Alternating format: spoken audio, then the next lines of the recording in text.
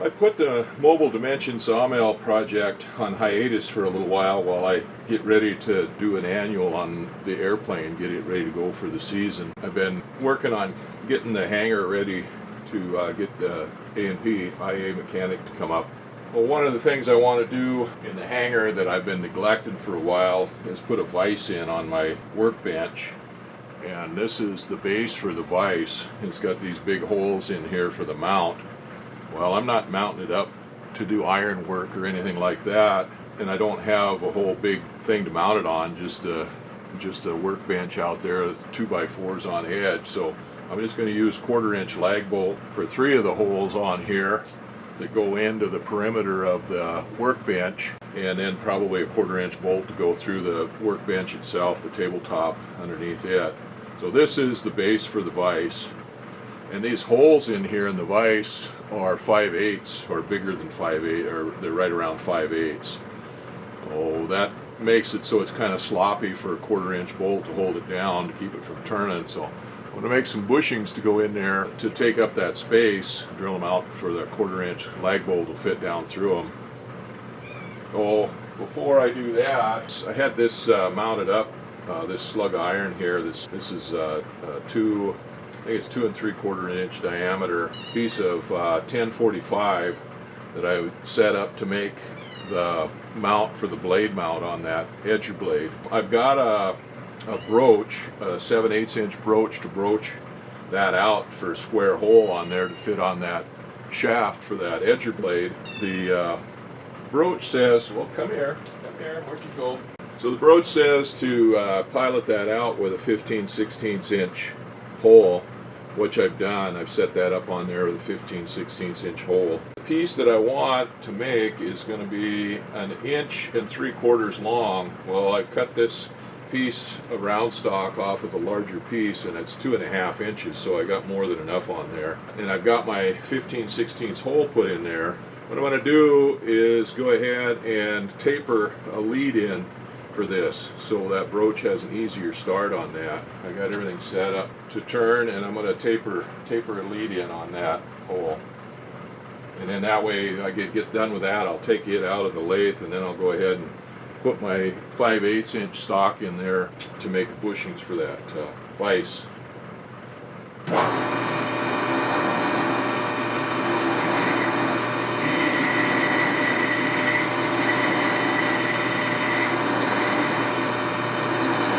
Got that's compound set up for 18 degrees, and that's just an arbitrary. It just kind of looked good. All I wanted was just a little bit to help lead in that broach when it goes in there.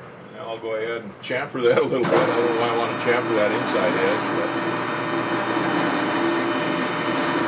but I might do the same thing on the other end. Like I said, this is 2.5 inches. And I need 1 3/4 inches, so I've got a good 3/4 of an inch that I can take off of that. And I'm going to be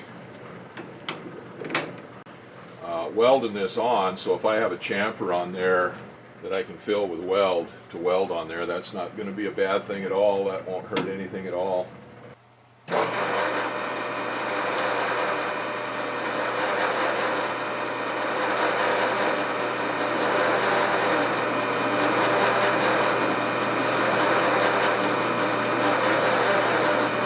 I'm done fooling around with the airplane for a while. I think we got the annual done on it.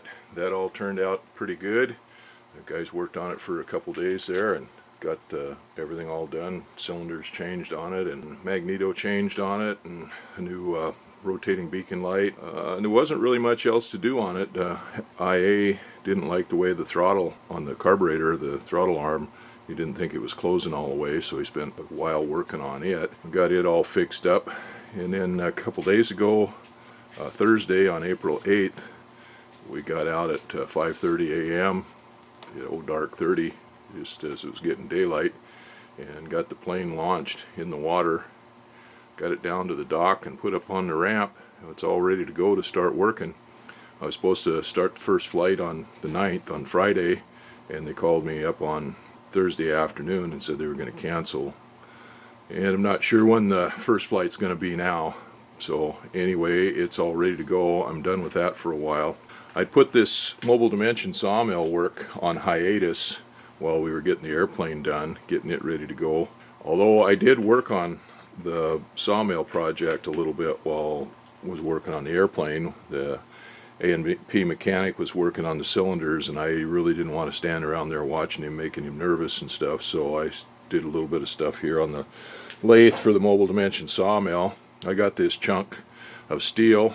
This is 2 3/4 diameter OD. I cut off a section of it 2.5 inches long, on actually a little longer than that, but I've trimmed it down. I've trued up both ends of it, faced it off, and then I bored a hole in it. Actually, I just drilled the hole in it, because it doesn't matter whether it's concentric or not, because this will all be turned down to a finished size, which will be concentric once this goes on the shaft. The broach is 7/8, and it'll square that hole up. Well, I've got to do that. So that's ready to be broached. Then I took the edger shaft and I chucked it up here in the lathe. I'd taken the hacksaw and cut off the flanges here. Part of them, like this one section here, was broken off from before, and a couple other places were broken off. So I took the hacksaw and cut off the rest of those flanges. I was going to grind that off down to the flats here on this square stock. I thought, well, maybe it'd be easier if I just chucked this up in the lathe and turned that down as much as possible before I ground it off, ground the edges square on it. And once I do that, I can put this piece on there and weld it on, and then I can put this back in the 4-jaw chuck and then turn this down to the dimensions I need, and then it'll be concentric with the square stock there. And we did one other thing, something else going on here. My wife does a lot of rose mauling and a lot of pattern making and stuff. She does classes on rose mauling for the Little Norway Days and Little Norway celebration here in Petersburg. She makes little projects and teaches people how to paint them. It's pretty popular. She spends hours cutting out all the shape that she's going to make. She picks out a different shape every year and a different pattern, rose mauling pattern, to put on it. And then she spends hours drawing out those shapes and cutting them out on the scroll saw, and then hand painting the patterns that she wants, just the outline of the pattern, so that people can have an outline, kind of like a paint by numbers deal.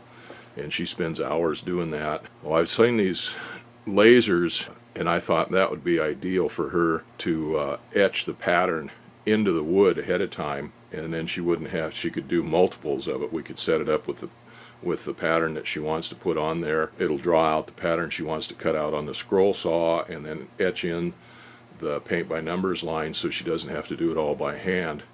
So I saw this little laser etcher here, laser cutter, whatever you want to call it. Some guys had it, and they had some pretty good reviews on it for an inexpensive laser cutter, etcher. Well, I got her one of those, and we just got it a couple days ago and got it set up. Now I have to learn how to use the software on it. The inexpensive software, or the free software that comes with it, doesn't have a converter to convert pictures and drawings and stuff into a file that the laser can use. So anyway, we got to get this all figured out on how to make that work. We've got it set up, it's ready to go, but we have to figure out the software on it so we can put our patterns in there and stuff and get them cut out on that. Well, that's another project we got going.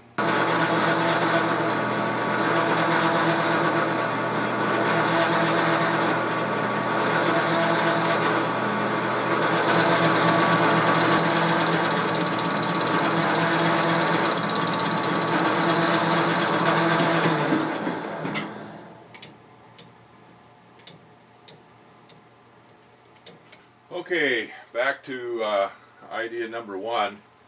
My idea of just turning that down and running that on there is not going to work. I got down to where I was getting to the diagonal dimension here of that square stock, and this previous piece that was on there started peeling off. So we're back to idea number one.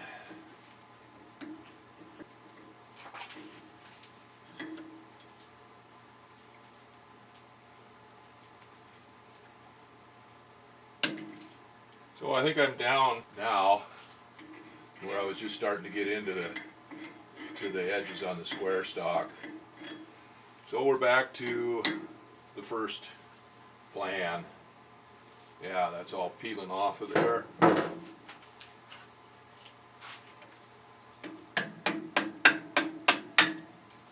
So I'm not going to have to grind as much on it as I thought I was going to. That's the good news.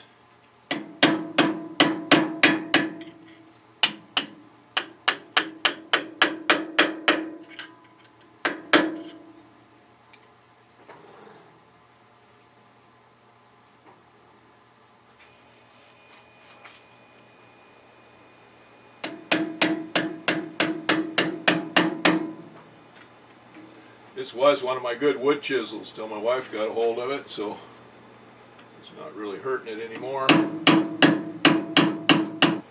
Okay, well, at least there's not as much grinding going to have to go on as what I'd anticipated.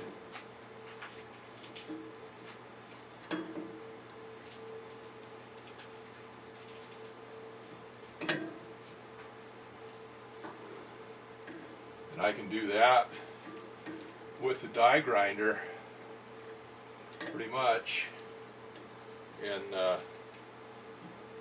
some sandpaper. Get that all ground down. Okay.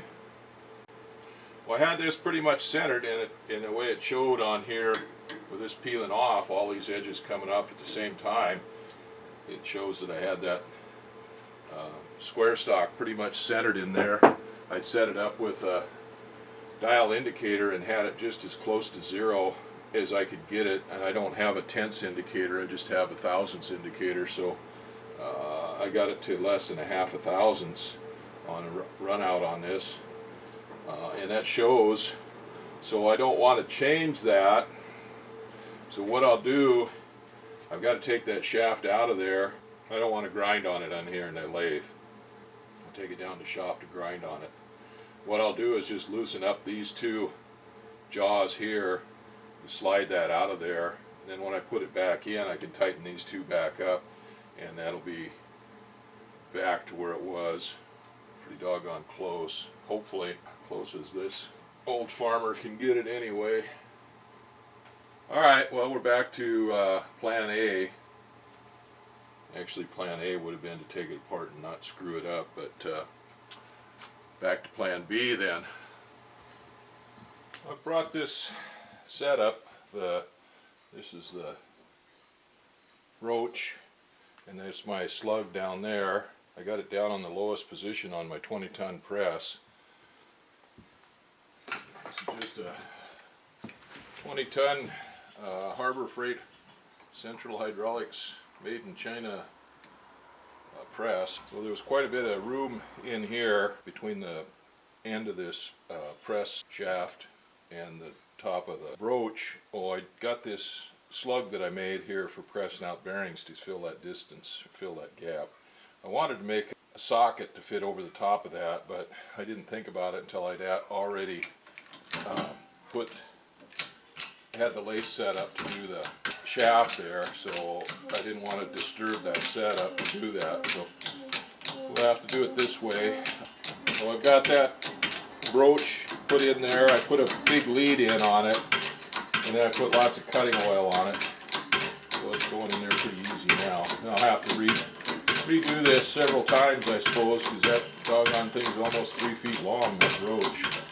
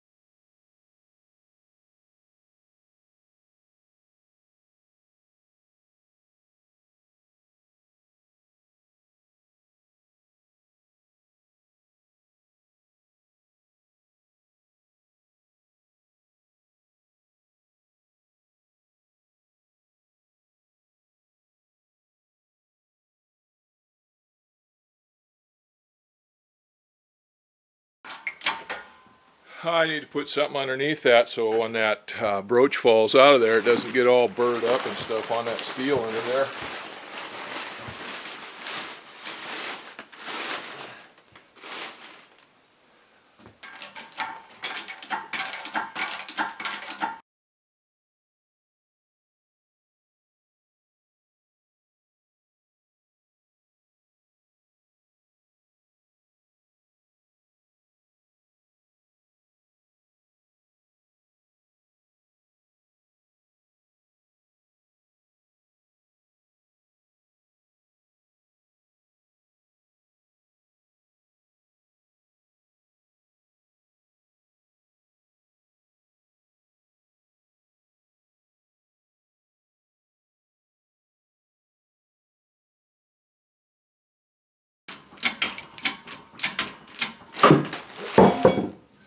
Okay, there we go.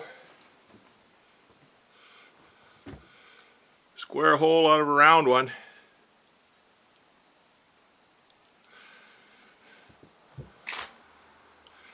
Now we'll go clean that shaft up and then we can put these together.